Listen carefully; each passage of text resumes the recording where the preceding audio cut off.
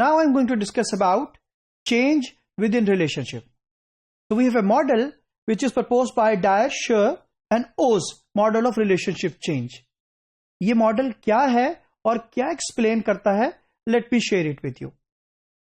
इस मॉडल के अंदर जो सबसे पहली चीज है वो अवेयरनेस है. इस मॉडल के अंदर जो दूसरी चीज है इट इज द एक्सप्लोरेशन. जो तीसरी चीज है that is the expansion. Fourth stage is commitment and fifth stage is dissolution. तो ये 5 चेंजेस हैं जो विद इन रिलेशनशिप पॉसिबल हैं as proposed by this model. अच्छा, अब ये अवेयरनेस क्या चीज है? It is the first interaction. It is the investigation between one party and the other party. जिस तरीके से हमने प्रीवियस मॉडल के अंदर भी डिस्कस किया कि it is about exploring each other. For example, the company is going to explore more about the customer is going to explore more about the company, the products and the services. तो ये इस model के अंदर सबसे पहले आपकी awareness है of the product, आपकी एक्सप्लोरेशन ऑफ द प्रोडक्ट. जब हम एक्सप्लोरेशन की बात करते हैं तो यहां पर it comes the testing phase as well. मैं अगर अपनी एग्जाम्पल को इस तरीके से शेयर करूं इस केस के अंदर और इन सारे पॉइंट्स को कवर करूं, तो for example the first step of the relationship किसी भी कंपनी के is to know each other है, तो that will be considered as awareness. फिर जब आप पहला ट्रायल करने के लिए, इन्वेस्टिगेशन करने के लिए, सैंपलिंग के लिए गए हैं, तो that is may be the exploration stage. जैसे ही आप फर्स्ट परचेज की तरफ जाएंगे, ये मूव कर जाएंगे हम एक्सपेंशन की तरफ. और जैसे ही आप ऑन गोइंग बिजनेस कस्टमर के साथ करने के लिए जा रहे हैं, it is more of a commitment stage. और इसी तरीके से कई दफा ऐसा भी होता है कि आप कस्टमर के साथ, प्रॉस्पेक्ट के साथ एक रिलेशनशिप में तो होते हैं, लेकिन वो रिलेशनशिप लॉन्गर पीरियड के लिए नहीं चल सकता, तो हम डिसोल्यूशन स्टेज के ऊपर चले जाते हैं. तो ये मॉडल स्पेसिफाई आपको इस तरीके से करता है कि सबसे पहले आपने कस्टमर के साथ you need to get awared with the customer. Awareness create करनी है. अच्छा, वो अवेयरनेस किस तरीके से हो सकती है? About the products, about the services, to get to know more about your customer. For example, customer ने भी आपसे आपके प्रोडक्ट्स के फीचर पूछ लिए. कस्टमर आपसे प्रोडक्ट का कंपैरिजन पूछ रहा है as of the competition. Customer आपके प्रोडक्ट रेंज के अंदर ही कंपैरिजन आपसे पूछ रहा है. It is the product analysis. और फिर आपसे इंक्वायर करता है किसी भी और सर्विस के बारे में, लेट्स से वारंटी के बारे में, राइट? तो आप सबसे पहले अवेयरनेस ले रहे हैं प्रोडक्ट की एज ए कस्टमर, और दूसरी तरफ कंपनी आपकी नीड्स को आइडेंटिफाई करी है, so they getting aware themselves, getting more insight about the customer. जब आप अवेयर हो गए हैं तो अब नाउ इज दैट फेज कि आप टेस्टिंग कर लें कस्टमर के साथ, एक्सप्लोरेशन कर लें उस रिलेशनशिप को. वो एक्सप्लोरेशन किस तरीके से हो सकती है? It could be a product testing as well.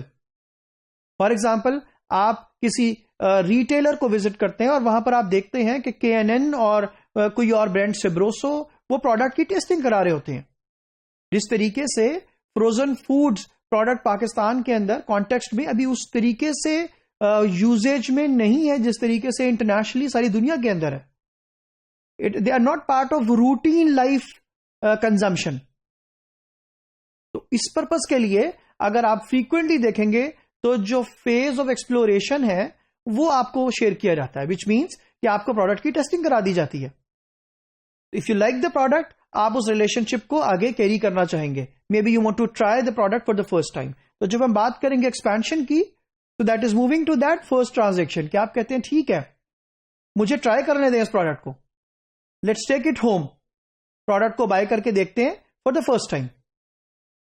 अच्छा, अब अगर आपने उस रिलेशनशिप की उस डिस्कशन के ऊपर, उस टेस्टिंग के ऊपर आपने प्रोडक्ट को बाय कर लिया और आपने दोबारा बाय नहीं किया, तो एक्चुअली ये ट्रांजैक्शन है, रिलेशनशिप नहीं है. अगर आप दोबारा बाय करने के लिए जाते हैं, you become a repeat customer. बेशक आपको प्रोडक्ट का टेस्ट पसंद आया, बेशक आपको प्रोडक्ट की पैकेजिंग पसंद आई, आपको उसकी क्वालिटी पसंद आई, आपको सर्विसेज पसंद आई, और could be any other thing. May be you think it is a value for money, price is so attractive, packaging is so good, the product tastes so good, the product is loved by the family, could be anything. So then you move ahead to the next level, which is the level of commitment. इसका मतलब यह है कि आप अब company के साथ उस प्रोडक्ट के साथ कमिटेड हैं, and you want to work ahead, you want to use this product repeatedly.